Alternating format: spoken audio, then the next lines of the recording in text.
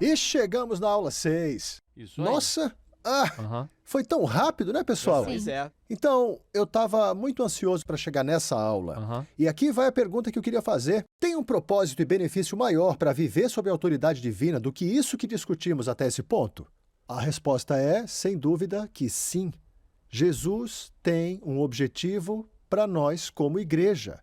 E sabe qual é o objetivo? Que sejamos um. Ouçam o que ele ora em João 17. Olha lá. A glória que você me deu, ele ora ao Pai dele. A glória que você me deu e eu dei a eles, para que sejam um, assim como nós somos um. Tem uma glória reservada para nós como igreja, mas ela está intimamente ligada à nossa unidade pessoal. Tá bem? Agora, olha, vamos lá, vamos conversar sobre isso. Deixa eu desviar aqui um momento para a gente falar sobre a palavra glória. Eu adoro essa palavra. A palavra grega glória é a palavra grega doxa, ok? Que significa grande beleza e esplendor ou magnificência. Olha só, o Dicionário Completo de Estudos de Palavras realmente faz essa afirmação. A glória de Deus é o que ele é essencialmente.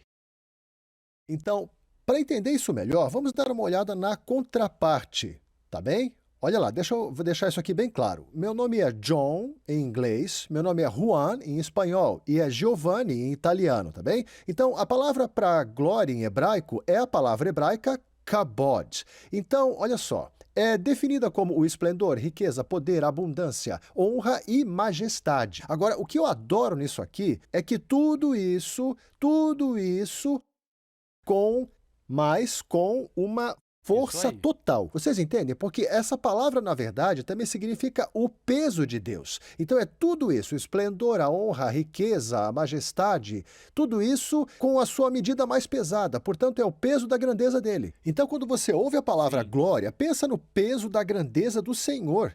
Quando sua glória se manifestou, como no momento em que erguiam o tabernáculo, foi tão poderoso, pessoal, que o povo, olha, ninguém conseguia entrar lá, nem o Moisés conseguia. Quando o templo foi construído, a glória de Deus se revelou novamente. Ninguém podia entrar lá. Bom, Jesus fez uma declaração, ele disse assim, assim como o Pai me enviou, eu vos envio a vós. Agora, vejamos o seu ministério. Lembre-se quando ele realizou o milagre nas bodas de Canaã. Ali foi o primeiro sinal que Jesus fez, no qual manifestou a sua glória. E lembre-se do que ele falou, se você me viu, você também viu o meu Pai. Portanto, a Bíblia diz que a glória de Deus estava na face de Jesus Cristo, uma glória que ele reservou para nós. Eu realmente acredito que a glória em que caminharemos nos últimos dias será maior que a do livro de Atos.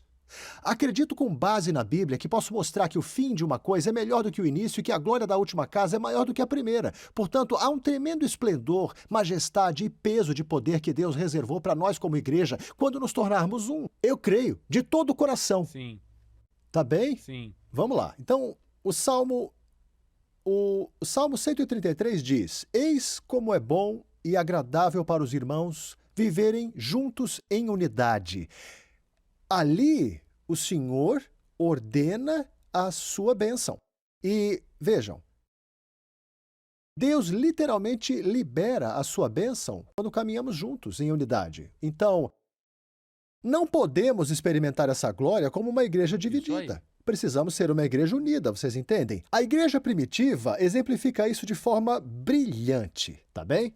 Se olharmos para a igreja primitiva, lembramos que Jesus esteve com seus discípulos por 3 anos e meio e antes de subir ele disse ao povo, vão ao tabernáculo, vão para Jerusalém e aguardem a promessa. O que é interessante é que em 1 Coríntios 15 nos diz que Jesus apareceu a 500 pessoas ao mesmo tempo. Agora me explica uma coisa, porque 10 dias depois só 120 permaneciam. Sim. O que aconteceu com os outros 380? Sim. Só o que sabemos é que não temos mais notícias deles. Foram esses 120 que ficaram, decidindo que ficariam ali até que a promessa se cumprisse. Vamos ficar aqui até apodrecermos se for necessário e Deus levante nossos ossos, porque nosso mestre nos disse para esperar aqui, gente.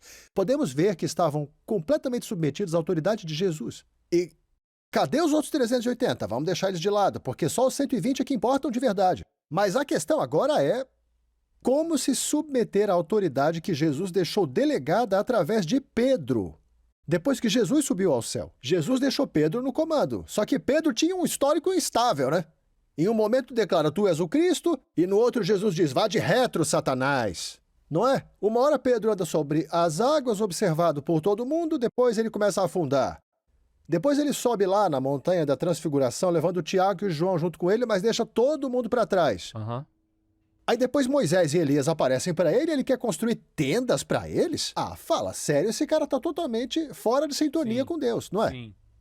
Mas essas 120 pessoas conseguiriam se submeter a ele, considerando o histórico do Pedro, especialmente depois de todo mundo saber que ele negou Jesus Aham. Cristo? Vocês se lembram de quando o anjo apareceu às mulheres depois da ressurreição, né? O anjo teve que destacar o nome do Pedro. Ele disse assim, ó, vão e digam aos discípulos e a Pedro. Porque os discípulos também achavam que o cara tinha desistido, tinha ido embora, não queria mais saber. Então como é que eles iam responder à sua liderança agora, hein? Bom, eles estavam no cenáculo esperando, ali nos dias que antecederam a vinda do Espírito Santo, e Pedro apareceu e falou assim para todo mundo, ô pessoal, Deus me mostrou uma coisa no meu tempo de silêncio hoje de manhã, eu fui lá no livro de Salmos e ele me mostrou. E aí o Pedro vai lá e lê para todos eles que Judas trairia Jesus, né?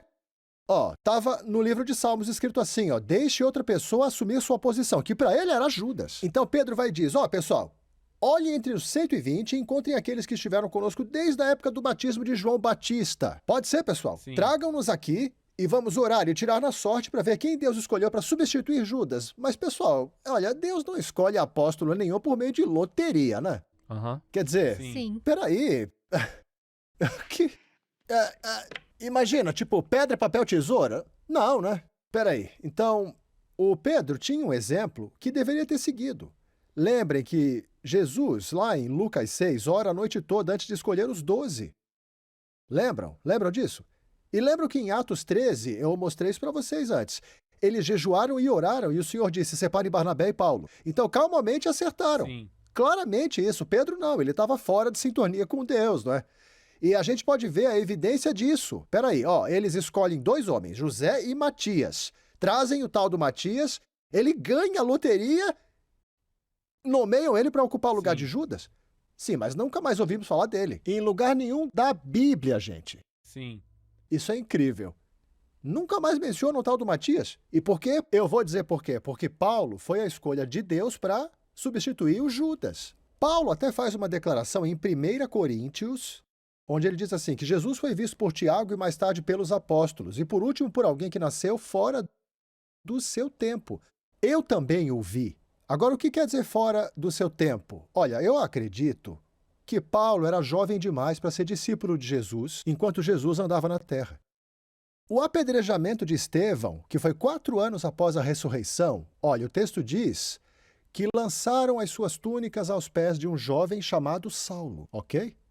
Saulo provavelmente estava na puberdade, entre os 13 e os 15 anos, por aí. A razão pela qual eu digo isso é por causa da palavra jovem usada para descrevê-lo. E olha aqui meu ponto, eu pesquisei muito e encontrei um intervalo de 12 a 14 anos de datas diferentes em que historiadores acham que Paulo nasceu. Então, na verdade, ninguém sabe direito. Não sabem mesmo. Ok. Então, eu acho que ele era jovem demais para ser um dos 12 originais. Sim. E, além disso, tinha que ter um Jesus para cumprir os desígnios de Deus, né? Paulo, então, disse, nasci fora do tempo. E, olha, gente, eu reconheço que essa visão é pessoal, ela é especulativa, portanto, pode ser contestada, mas eu acho que Paulo foi a escolha de Deus. Agora, voltemos ao cenáculo. Matias ganha na loteria e é supostamente nomeado entre os apóstolos, não é? Quer dizer, de fato, ele é nomeado, mas vejam bem, se isso tivesse acontecido hoje, teríamos uma divisão na igreja. Teríamos um grupo contra a escolha de apóstolos por loteria, enquanto o outro ia ficar a favor dos apóstolos escolhidos por loteria. Teríamos os apóstolos que caminharam com Jesus e viram a ressurreição dele, e teríamos os apóstolos escolhidos por loteria. Não é? Isso é o que teria acontecido aqui no nosso país, não é? Concordam? Mas eu quero que observem com muito cuidado o próximo versículo. Ele diz que estavam todos de comum acordo num só lugar. Olha lá. Agora, a expressão de comum acordo é, na verdade, uma palavra grega. São 2 palavras, e acordo. Vem do grego, essa é a palavra que eu não tenho ideia de como é que fala. E quer dizer, uma somente, consentimento unânime, todos juntos. Tenho certeza que tinha gente dentro daquela sala que, quando olhou, pensou assim, peraí, mas Jesus, quando escolheu os apóstolos, orou a noite inteira. Mas Pedro, quando foi líder, tomou a decisão. E eles disseram, vamos nos apropriar disso como se fosse ideia nossa. Sim. E olha só, pessoal, nos meus 35 anos viajando pelo mundo todo pregando em igrejas, eu percebi como nos dividimos por questões tão idiotas. A forma como as ofertas são recolhidas, a duração do louvor e da oração, o quão longo ou quão curto é o tempo da mensagem, a vestimenta do pastor e até a disposição do auditório. Quer dizer, pessoal, isso aqui é a coisa mais imbecil e absurda que pode existir para dividir todo mundo. Vocês concordam comigo? Sim. Mas escolher um apóstolo por um sistema de loteria não é pecado. Não é pecado. Sim. Então, esses homens enxergaram o caminho mais elevado. E o caminho é que sejamos um. Claro, Ok. claro. Agora, olha só o que Paulo diz. Vou mostrar duas escrituras para vocês. Filipenses 2:2 diz: completai a minha alegria, pensando igual, o mesmo amor, sendo unidos na alma e mesmo sentimento. Aqui Paulo enfatiza a unidade. Uma somente e um sentimento. Agora, olha o próximo versículo. Seja a vossa conduta digna do Evangelho de Cristo, para que permaneçais firmes em um só espírito. Paulo destaca uma mente, um espírito e um acordo. Pegaram a visão? Sim. Então, eu já vi situações em que as pessoas são unânimes, mas não numa só mente. Os pensamentos contam. Aqueles que estavam no tabernáculo abraçaram isso completamente. Eles decidiram, se nós vamos ser uma mente só com Pedro, devemos nos comprometer totalmente. É por isso que estar de acordo significa estar em uma ação, mente e espírito. É isso que quer dizer estar de acordo. A glória de Deus se manifesta em toda Jerusalém e ela é impactada. Só 120 pessoas numa reunião não anunciada. Pensa só nisso. Vejam, a minha mãe mora em Vero Beach, Flórida. 13 milhas ao norte tem um lugar chamado Sebastian Inlet. É muito renomado e tem uma certa reputação. E é pelo fato de que, ao longo de toda a costa leste da Flórida, é o pior local de ressaca. O que é uma ressaca? Bom, quando a gente olha para o mar, todas as ondas na superfície parecem estar em uníssono. A ressaca é quando a água abaixo está se movendo muito rápido para o mar. Então, muita gente já perdeu a vida por causa da ressaca em Vero Beach. Mas a pergunta que eu faço é: estamos sendo puxados pelo mar? Ou estamos mesmo de acordo? E a outra pergunta que tenho que fazer é: quantos de nós Jesus olhará no dia do juízo final, porque seremos examinados como crentes, vocês sabem, né? Eu acho que Jesus, gente, ele vai chorar mais do que qualquer um de nós, porque ele vai chorar e dizer: deixa eu mostrar quantas pessoas não foram salvas na sua cidade, porque em vez de serem uma somente, um só corpo e um só espírito com o pastor, vocês o criticaram. Sabe o Falando Francamente? Aquele vídeo? Então, é bem aquilo dali. Sabe, na Bíblia, Paulo afirmou em 1 Coríntios, capítulo 4, versículos 1 a 2, não julgue nada antes do tempo até que o Senhor venha. Então ele trará à luz os segredos mais sombrios e revelará os motivos do coração. O louvor de cada um virá de Deus. E eu não falo do julgamento dos pecadores, porque ninguém ora por esse julgamento. O julgamento mencionado Sim. aqui é o do crente, que revelará nossos pensamentos mais profundos e também os mais secretos. Por isso, é essencial, muito importante, que compreendamos esse princípio. Então, por favor, digam amém a isso. Bom, Amém. então, ao manter a unidade e sermos um, temos que entender o seguinte, que tem diferentes operações na igreja. Vejam, em 1 Coríntios 12 diz que há muitos dons, mas o mesmo Espírito. O Espírito Santo está sobre os dons, e há diferenças de ofícios, mas Jesus está sobre o ofício do apóstolo, do profeta, do evangelista, do pastor e do mestre. Então, no próximo versículo, vamos ver que há diferentes operações. Olha lá, distintas variedades de operações, diferentes formas de trabalhar para realizar as coisas, mas é o mesmo Deus que as inspira e energiza. Em suma, pensem em um cadete naval, tá? Ou melhor, eu me expressei mal. Eu quero que vocês pensem num cara da Força Aérea, um cadete Ok. da Força Aérea. Ele está no treinamento dele, que envolve operações no ar e relacionadas com o voo, não é isso? Então ele recebe algumas instruções Sim. que são Sim. que são iguais para o Exército, iguais para a Força Aérea, iguais para a Marinha e também para os fuzileiros navais. Mas também vai passar por um treinamento altamente Sim. especializado antes de começar a ver o que ele gosta. Mas se esse cadete for para o Exército, ele vai ter que se adaptar. Não é? Eu não estou mais na Marinha, agora estou no Exército. E o Exército tem operações diferentes, sendo grande parte delas terrestres.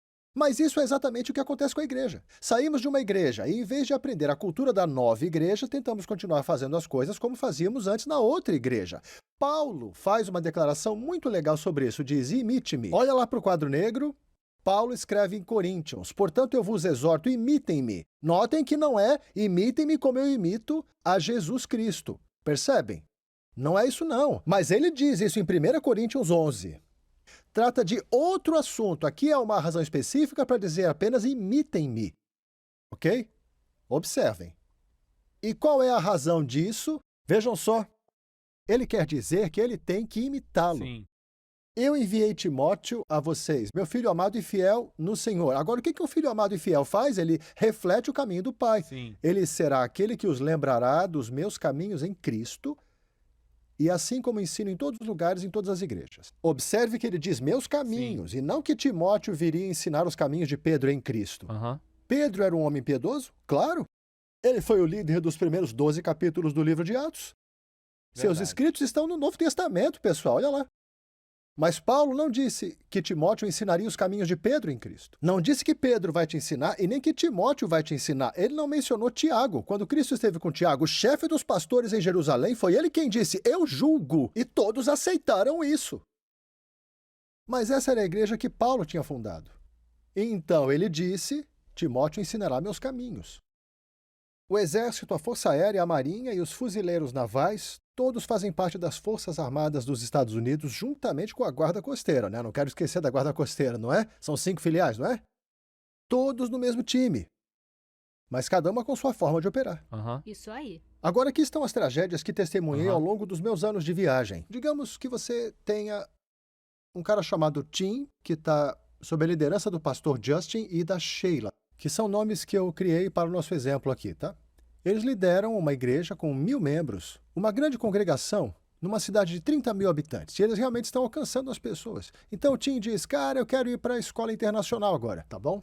Então ele viaja para essa escola, que também está conectada a uma grande igreja de 30 mil membros. Imagina isso. Então, agora ele está totalmente imerso nessa cultura, vivendo nela por, digamos, 2 anos de escola bíblica. Ele se forma e retorna à igreja do pastor dele. Sim. E ao voltar, ele enfrenta uma escolha.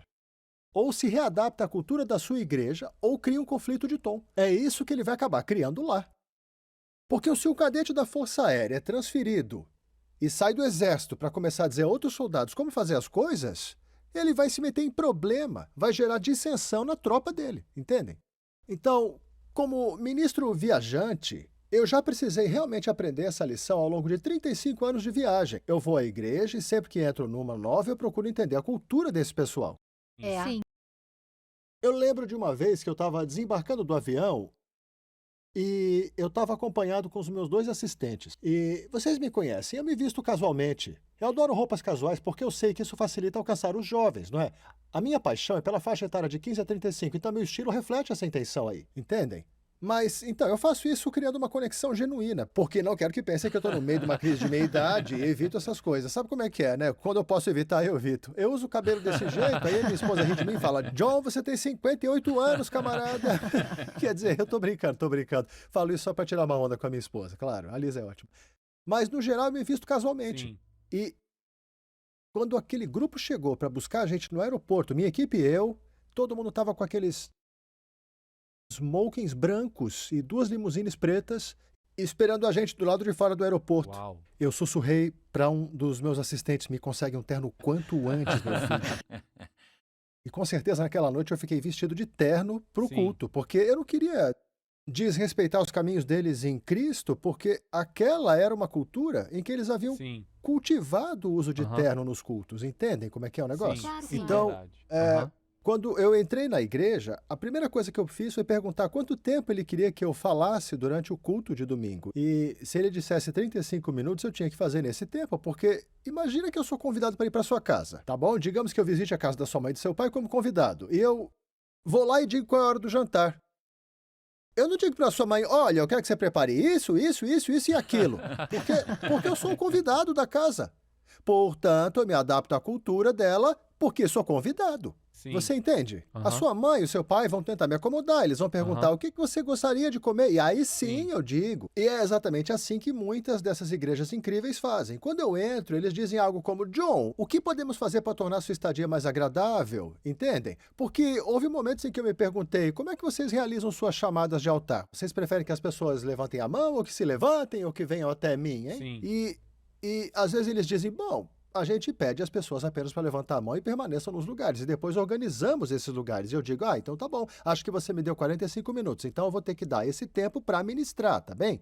É assim que eu comunico a minha Sim. abordagem, ao chamá-los para frente. E vocês sabem o que o pastor me diz geralmente? Ele fala assim: não, tudo bem, eu mesmo chamo eles para Verdade. frente. Mas veja, eu estou respeitando a maneira como Sim. eles Sim. cultivam a cultura da igreja, perguntando antes como é que eles querem, para não criar um abismo entre eu e eles. Aham. Sabe, se for Sim. verdade, tem outro aspecto disso também, tá? Vejam outro Sim. exemplo aqui. Ok. Mas mesmo que eu entre numa igreja e eles digam: bom, a gente. Olha, eu vou ser bem hipotético aqui, tá? Porque, olha, Ok. vocês nunca vão me ouvir falar sobre arrebatamento. Nunca, nunca mesmo. Mas digamos que eu vá a uma igreja e eles digam: somos da igreja do arrebatamento pré-tribulação. E eu não vou pregar numa igreja de pré-tribulação, gente. Aham. Não é? Sim. Porque tem tantas outras coisas legais que eu posso ensinar num lugar como esse. Então, a gente não vai brigar por causa Sim. disso. Mas se a igreja disser: olha, a gente acha que Jesus era um grande líder, mas não era o filho de Deus, aí temos um Aham. problema, Sim. meu amigo. Porque eu vou falar sobre como Jesus é o filho de Deus ou eu Isso não aí. prego nessa igreja. Isso aí. Tá bom? Porque isso é uma coisa fundamental para mim. A gente não pode Aham. começar Verdade. já Sim. divididos em opinião, né, pessoal? É uma verdade essencial sobre a qual não podemos hesitar. De jeito nenhum. Mas se for para falar só uns 30 minutinhos, bom, não tem nenhum lugar aqui no Novo Testamento que diz que para pregar uma boa mensagem tem que ser só de 40 minutos. Olha, eu tenho um amigo que é pastor de uma igreja que tem 30 mil membros, que me disse algo interessante uma vez. Ele falou assim: John, eu quase sinto que tô te insultando, cara, porque eu sei que você não é o tipo de pregador que faz mensagem curta, mas é que a estrutura da minha igreja é organizada assim. Aí eu falei pra ele: não, tudo bem, eu faço, cara, não tem problema nenhum. O Espírito Santo já me deu uma mensagem de 30 minutos Sim. antes. Então qual é o problema? Olha, eu sinto um prazer de Deus em pregar a mensagem. Uma vez eu estava numa igreja, eu estou dizendo para vocês, eu preguei com autoridade contra as obras de Satanás e o Espírito de Deus caiu sobre o lugar, eu juro para vocês. Aí eu bati o olho no relógio, faltava só 1 minuto para acabar, e sabe o que eu fiz? Eu disse: pessoal, levantem as mãos e mantenham os olhos fechados, adorem a Deus, essa é uma grande igreja, né? Aí eu virei pro pastor e falei assim: o tempo acabou, quer que eu continue? Eu sinto que eu tenho que fazer uma oração. Quer que eu acabe agora? E ele disse: vamos encerrar? E aí eu falei: então tá encerrado. E eu passei a condução pro pastor, e aí eu não senti nenhuma resistência. Era entre ele e o Espírito Santo. Sim. Não se trata de mim, porque Sim. eu sou só o convidado da Sim. casa dele. Vocês entendem? Isso aí. Deus colocou ele na liderança daquele ministério. Eu tô lá para ajudar, para edificar. Percebem? Aham. Compreendem o que eu Sim. estou dizendo? Então, quando começarmos com uma igreja com o coração voltado para isso, acredito que veremos coisas incríveis, pessoal. Tá certo? Então, eu quero que imaginem uma coisa comigo. Olha só. Imaginem o impacto que teremos em nossas comunidades, regiões e nações quando, como igreja, começarmos a caminhar em unidade de mente e espírito, com atitudes e ações submissas e obedientes às autoridades que Deus colocou sobre nossas vidas. Andaremos em sua glória e testemunharemos a maior colheita de almas que o mundo já viu. Não tenham dúvida disso. E por causa da sua proteção, provisão e paz, bem como o propósito maior de avançar o reino, eu digo a todos vocês, por favor, permaneçam sob as suas asas. Entenderam? Sim. Para você que está assistindo essa lição, talvez esteja num pequeno grupo, ou talvez assista sozinho, talvez a convicção o tenha alcançado. Pois a convicção é dolorosa quando ela acontece. Convicção e condenação são dolorosas, mas tem uma diferença. A convicção oferece saída, chama-se arrependimento. E o que significa arrependimento? É reconhecer: nossa, esse caminho que eu estava seguindo é insensato, é Sim. estúpido. Deus Sim. expõe essa Sim. insensatez, permitindo que eu escolha o caminho Claro. dele, então. É uma transformação poderosa. A convicção lhe dá saída na forma de arrependimento e a condenação não te dá saída. O que você sentiu não é condenação, mas uma convicção. Você pode dizer: John, eu não tenho sido submisso às minhas autoridades, nem meus pais, nem meu chefe, nem funcionários do governo ou líderes da igreja, mas, por outro lado, eu sinto muita dor aqui dentro de mim. E essa dor é muito boa. É o Espírito Santo avisando que arrependa-se e você vai ser perdoado e encontrará clareza.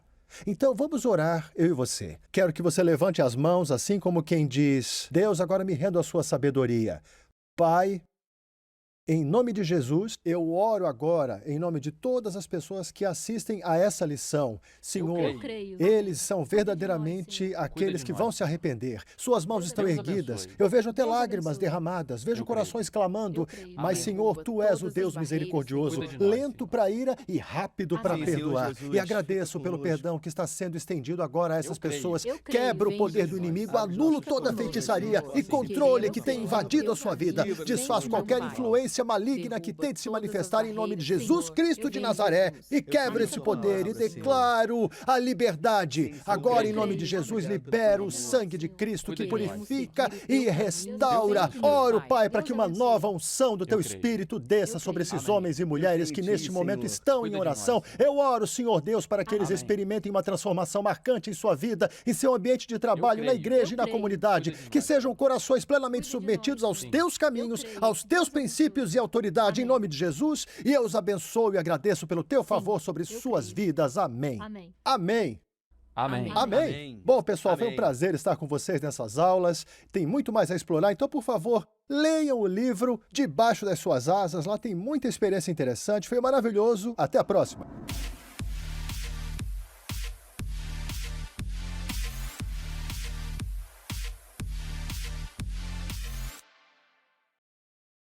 Apresentando Messenger X, uma nova plataforma de downloads e streaming de vídeo. É uma biblioteca digital completa com cursos de discipulado de John e Lisa Bevere, incluindo aulas em vídeo, audiolivros, e-books, filmes curtos, bíblias e mais. Essa nova plataforma pode ser usada em todos os seus dispositivos e é completamente grátis em mais de 130 idiomas.